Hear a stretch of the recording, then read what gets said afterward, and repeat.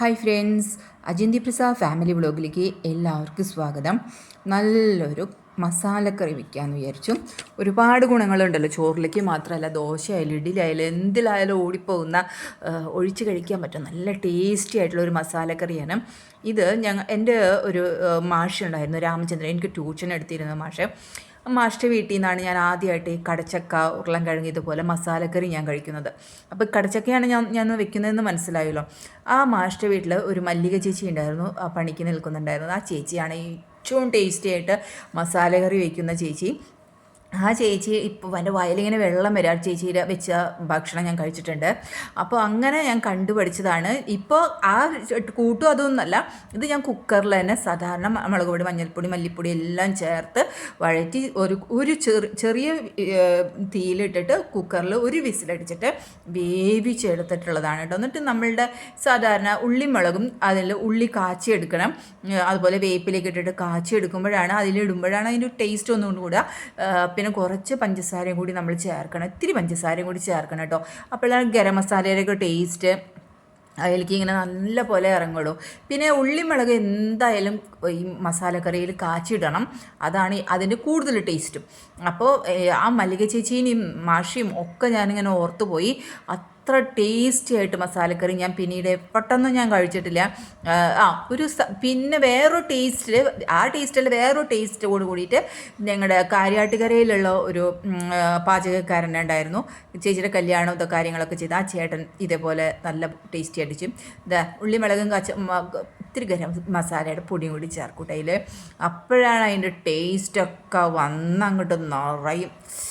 കണ്ടോ, ചുമന്നിരിക്കുന്ന മസാലക്കറി ഇങ്ങനെ ഇരിക്കണം, ഈ മസാലക്കറി ഇങ്ങനെ ഇരിക്കണം. ഇതിൽ കുറച്ച് ഉരുളൻകിഴങ്ങൊക്കെ ഇട്ടുമ്പോൾ ഇതേ കൂട്ടന്നെയായിട്ട് ഉരുളൻകിഴങ്ങിനുള്ളത്, പക്ഷേ ടേസ്റ്റ് രണ്ടും വ്യത്യാസമായിരിക്കും. ഒന്ന് കടച്ചക്കയുടെ സ്വാദും ഒന്ന് ഉരുളൻകിഴങ്ങിൻ്റെ സ്വാദം. എൻ്റെ വയലിങ്ങനെ വെള്ളം നിറയും, അത്ര ടേസ്റ്റാണായിരുന്നു. ഞാൻ കഴിച്ചു.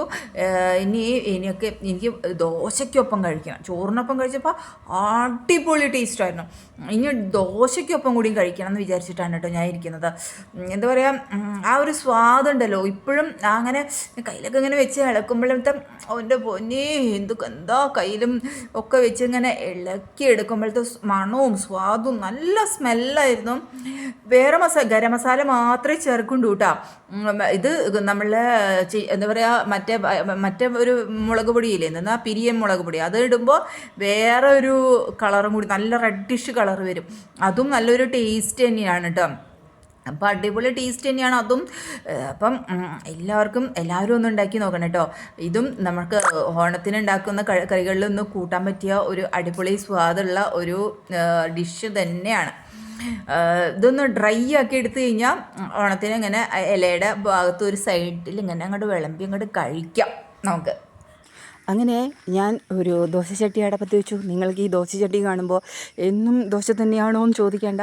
പുത്തനായതുകൊണ്ടല്ല, നിങ്ങൾക്കറിയാലോ ഞങ്ങൾ ദോശയാണ് കൂടുതൽ കഴിക്കുക. അപ്പോൾ ദോശ തന്നെയാണ് ഉണ്ടാക്കുന്നത്. പുത്തൻ ചട്ടിയായപ്പോൾ ഒരു പുതുമയും ഉണ്ടെന്ന് മാത്രം.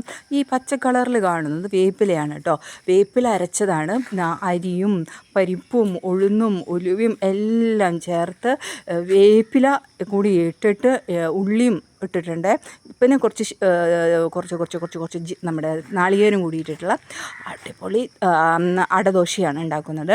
അപ്പോൾ വേഗം അങ്ങോട്ട് പരത്താനൊന്നും ഇത് ആദ്യമൊന്നും അത്ര സുഖം കിട്ടിയില്ല. എന്ന് വെച്ചാൽ പെട്ടെന്ന് എന്തോ തീ കൂടി നിന്നിട്ടാണ് തോന്നുന്നുണ്ട്, ഒന്ന് ഇങ്ങനെ വട്ടക്കൊന്നും റെഡി ആയില്ല.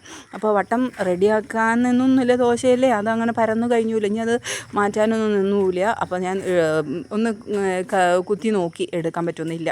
അപ്പം ഞാൻ മൊബൈലൊക്കെ അവിടെ വെച്ച് പതുക്കെ അങ്ങ് എടുത്ത് ദോശ അങ്ങ് മറച്ചങ്ങ് ഇട്ടു കേട്ടോ. അപ്പം അങ്ങനെ വീണ്ടും രണ്ടാമത് നല്ലൊരു ദോശ, ഒരു അത്യാവശ്യം നല്ല ഭംഗിയിൽ തന്നെ അതൊരു ദോശയൊക്കെ അങ്ങ് പരത്തി. അങ്ങനെ വിട്ടു കൊടുക്കാൻ പറ്റുമോ? അല്ലേ, ഒരിക്കലും നമുക്ക് വിട്ടു കൊടുക്കാൻ പറ്റില്ല. അപ്പം നല്ലൊരു ദോശയൊക്കെ പരത്തി. അപ്പോൾ ഈ ചട്ടി വന്നപ്പോൾ ഇത്തിരി വലിയ ദോശയാണ് ഇപ്പം ഞങ്ങൾ കഴിച്ചുകൊണ്ടിരിക്കുന്നത് എന്ന് മാത്രമേ ഉള്ളൂ. ദോശ ഞങ്ങൾക്ക് ഇഷ്ടമാണ്. അങ്ങനെ നല്ല കുറുമക്കറിയാണ് കേട്ടോ ഉണ്ടാക്കിയത്. അപ്പോൾ കുറുമ അടിപൊളിയായിട്ട് ഉണ്ടാക്കി. ഇത് നമ്മൾ ഹൈലൈറ്റ് മോളിൽ പോയപ്പോൾ വാങ്ങിച്ചിട്ടുണ്ടായിരുന്നു, ലുലുവിൽ പോയപ്പോൾ കുറച്ച് വെജിറ്റബിൾ കട്ട്സൊക്കെ വാങ്ങിച്ചിട്ടുണ്ടായിരുന്നു. അപ്പോൾ അങ്ങനെ കുറച്ച് കുറുമക്കറി ഉണ്ടാക്കി. പിന്നെ നമ്മുടെ വറുത്തരച്ച ചക്കക്കറിയും കൂട്ടി ദോശ അങ്ങോട്ട് കഴിക്കാം.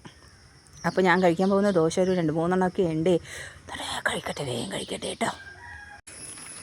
അതിനെ ഞാൻ നന്നായിട്ട് ദോശയും നല്ല മസാലക്കറിയും നല്ല പാൽക്കറിയും ഒക്കെ കഴിച്ച് കുറുമയൊക്കെ കഴിച്ച് ദോശയൊക്കെ കഴിച്ച് ഇന്നലെ സുഖമായിട്ട് ഉറങ്ങി. ഇപ്പോൾ എണീറ്റേയുള്ളൂ. നന്നായി ഉറങ്ങി. 2 ദിവസം ഉറങ്ങാണ്ട് ഞാൻ വിഷമിച്ച് നടക്കില്ലായിരുന്നത്. അപ്പോൾ ഞാൻ ഇപ്പോൾ നന്നായിട്ട് ഉറങ്ങി. എന്നുവെച്ചാൽ മഴയുള്ളത് കൊണ്ടാണ് കേട്ടോ. എനിക്ക് ചൂട് വരുമ്പോൾ എനിക്ക് ഉറങ്ങാൻ പറ്റുന്നില്ല. ചൂട് കൂടുമ്പോഴാണ് എനിക്ക് ഉറങ്ങാൻ പറ്റാത്തതെന്ന് മനസ്സിലായി. അപ്പോൾ ഇപ്പോൾ 2 ദിവസമായിട്ട് നല്ല മഴയുണ്ട്. ഇന്ന് നല്ല മഴയാണെന്നൊക്കെ കണ്ടു. ശക്തമായ മഴയ്ക്ക് സാധ്യതയുണ്ട് എന്നൊക്കെ കണ്ടുല്ലോ. അപ്പോൾ അങ്ങനെ നമ്മൾ എന്താ പറയുക, മഴയത്ത് ഉറങ്ങി. ശക്തമായ മഴയ്ക്ക് സാധ്യതയുള്ളതുകൊണ്ട് നമുക്ക് നല്ല മടിക്ക് നല്ല സാധ്യതയുണ്ട്. അപ്പോൾ മടിയൊക്കെ പിടിച്ചിരിക്കുകയാണ്. പിന്നെ ഇന്ന് സൺഡേ ആയതുകൊണ്ട് തന്നെ നമുക്ക് പ്രത്യേകിച്ച് വലിയ ടെൻഷനുള്ള പണികളൊന്നുമില്ല. ഇന്ന് ചേട്ടന് രാവിലെ വെറുതെ ഒരു കളിക്കാൻ വലിയ അലക്കൽ നമ്മുടെ സെൻറ്ററിൽ തന്നെ കളിക്കാൻ മൈതാനത്ത് കളിക്കാനായിട്ട് പോയിക്കാം. സാധാരണ ഇന്ന് ഇതില്ല, ടൂർണമെൻറ്റോസ് കാര്യങ്ങളൊന്നുമില്ല. 30-ാം തീയതി അങ്ങോട്ടാണെന്ന് തോന്നുന്നുണ്ട്. പിന്നെ എൻ്റെ ഇവിടെ കണ്ടില്ലേ, ഇവിടെ ഒരു ഇതൊരു കുരു വരുന്നുണ്ട്. ഇവിടെ ഒരു കളർ ചേഞ്ചും ഉണ്ട്, മാറിയിട്ട് ഒരു കളർ ചേഞ്ചും ഉണ്ട്. എനിക്ക് ഇവിടെ അത് വിസിബിളായി തുടങ്ങി. അങ്ങനെ വിസിബിളായി തുടങ്ങിയിട്ടുണ്ട്. അതൊക്കെ എനിക്ക് അതെന്താണെന്ന് എനിക്ക് മനസ്സിലാവണില്ല. ഇവിടേക്ക് അങ്ങനെ ഒരു വിസിബിളാവുന്നുണ്ട്. ഇവിടെ എപ്പോഴും ഇങ്ങനെ തടിക്കുന്നുണ്ട്. പിന്നെ ഒരു ചൊറിയാറുണ്ടായിരുന്നു. ചൊറിഞ്ഞിട്ടാണ് ഇങ്ങനെ മാന്തിയപ്പോഴാണ് ഇങ്ങനെ നന്നായിട്ട് നമ്മൾ ശക്തമായിട്ട് മാന്തി. എനിക്ക് അല്ലെങ്കിൽ സ്കിൻ അലർജി ഉണ്ടെന്ന് അറിയാമല്ലോ. എനിക്ക് സ്കിൻ അലർജി ഉണ്ട്. എന്താ പറയുക, എനിക്ക് മറ്റേ എന്താ പറയുക, വൈറ്റ് സോറിയോസിസ് എന്ന് പറഞ്ഞിട്ടുണ്ടായിരുന്നു. ഡോക്ടർ പറഞ്ഞിട്ടുണ്ട് പണ്ടേ. എൻ്റെ അശോക് ഡോക്ടർക്ക് ഇല്ല, ഗായത്രിയുടെ അച്ഛൻ. അപ്പം എനിക്ക് സ്കിൻ അലർജീസൊക്കെ വരാറുണ്ട്. സ്കിൻ അലർജി വന്നപ്പോൾ പറഞ്ഞിട്ടുണ്ടായിരുന്നു പൊട്ട സ്കിൻ ജനിച്ചപ്പോൾ തന്നെ എൻ്റെ സ്കിൻ അലർജി ഉണ്ടായി എനിക്ക്.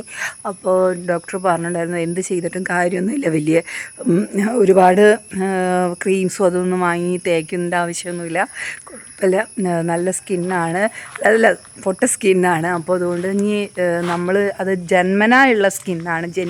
ഞാൻ അങ്ങനെ ജനിച്ചു പോയി, എന്താ ചെയ്യാം, ഞാനിങ്ങനെ ജനിച്ചു പോയി. അപ്പോൾ അതുകൊണ്ട് ഡോക്ടർ പറഞ്ഞു കുഴപ്പമില്ല, ശ്രദ്ധിച്ച് കാര്യങ്ങൾ ചെയ്യാം, വെയിലും അധികം കൊള്ളണ്ടെന്നൊക്കെ പറയാറുണ്ട്. വെയിൽ കൊണ്ട് ഞാൻ കറുത്ത് കരിവാളിച്ച് പോവും. വെയിലത്തേക്ക് ഇറങ്ങാണ്ട് ഇങ്ങനെ ഭയങ്കരമായിട്ട് ഡള്ളായി പോവും. വെയിലില്ലയെന്ന് വെച്ചാൽ നമ്മൾ പിന്നെയും ഇങ്ങനെ മുന്നോട്ട് പോകാൻ പറ്റും എനിക്ക്. പക്ഷേ മഴ പെയ്തതുകൊണ്ടാണ് കേട്ടോ ഞാൻ ഇത്രയും ഇത്തിരി കളറെല്ലാം ഇങ്ങനെ ഇരിക്കുന്നത്. പിന്നെ എൻ്റെ ഇവിടെ ചൊറി വന്നിട്ടുണ്ടായിരുന്നു ചെറുപ്പത്തിലൊക്കെ, ഇവിടെ ഇങ്ങനെ ചൊറിയൊക്കെ, അതൊക്കെ ഡോക്ടർ പറഞ്ഞു അതാണ് വൈറ്റ് സോറിയോസിസ് എന്ന് പറഞ്ഞിട്ട് അങ്ങനെ ഒരു ഇതുണ്ട്. അങ്ങനെയാണ് എന്നോട് പറഞ്ഞിട്ടുണ്ടായിരുന്നത്. പണ്ടത്തെയാണ് ഇതൊക്കെ പറയുന്നത്. എനിക്കത് ഭയങ്കര വിഷമവും ഇതൊക്കെയാണ്.